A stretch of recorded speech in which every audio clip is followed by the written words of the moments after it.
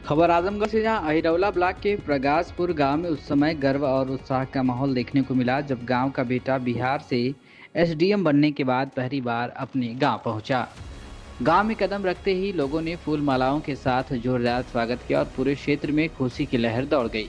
कार्यक्रम के दौरान क्षेत्रीय विधायक डॉक्टर संग्राम यादव ने नवनियुक्त एसडीएम को भारतीय संविधान की पुस्तक भेंट कर सम्मानित किया और कहा कि यह उपलब्धि केवल एक परिवार की नहीं बल्कि पूरे क्षेत्र के लिए गौरव का विषय है। गांव के बुजुर्गों, युवाओं और महिलाओं ने गर्मजोशी से स्वागत करते हुए कहा कि गांव का बेटा आज युवाओं के लिए प्रेरणा बन रहा है। स्वागत समारोह में मौजूद लोगों ने इसे मेहनत, शिक्षा और संघर्ष की जीत बताया।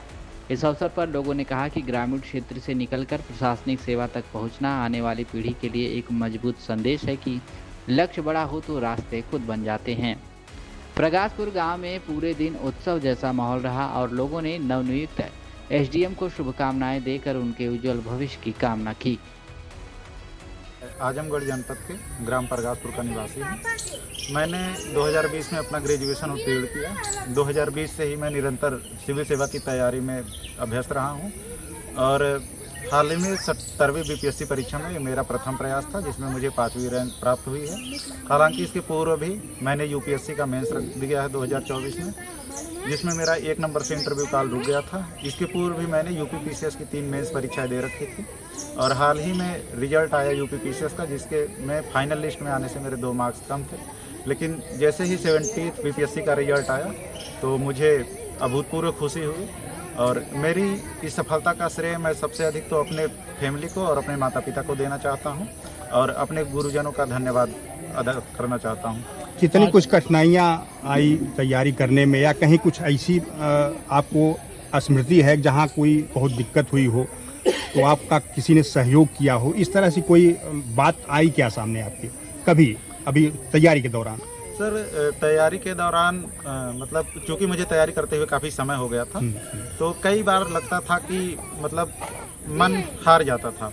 लेकिन सर, बार बार जब भी मेरा मन कभी दुखी होता था तो मैं अपने फैमिली में, अपने परिवार से संपर्क करता था फ़ोन से। तो मेरे परिवार ने पूरा साथ दिया। मेरे बड़े पापा, मेरे चाचा, इन सब ने मेरा उत्साहवर्धन किया। तो जिससे जब कभी भी मैं लो फील करता था तो मम्मी पापा घर पे बात करके, सर मेरी जॉइंट फैमिली है तो पूरे परिवार ने मिलकर मेरा सहयोग किया और इन्हीं लोगों का मैं शुक्रगुजार हूँ। कैसे साल तक रहा हूँ मैं हालांकि प्री मेंस और इंटरव्यू स्तर तक पहुंचा था, लेकिन सर अब जा करके 70th बीपीएससी में सर मैं सफल हुआ। युवाओं को क्या संदेश देंगे, वो कैसे तैयारी करें और परीक्षा को पास करें?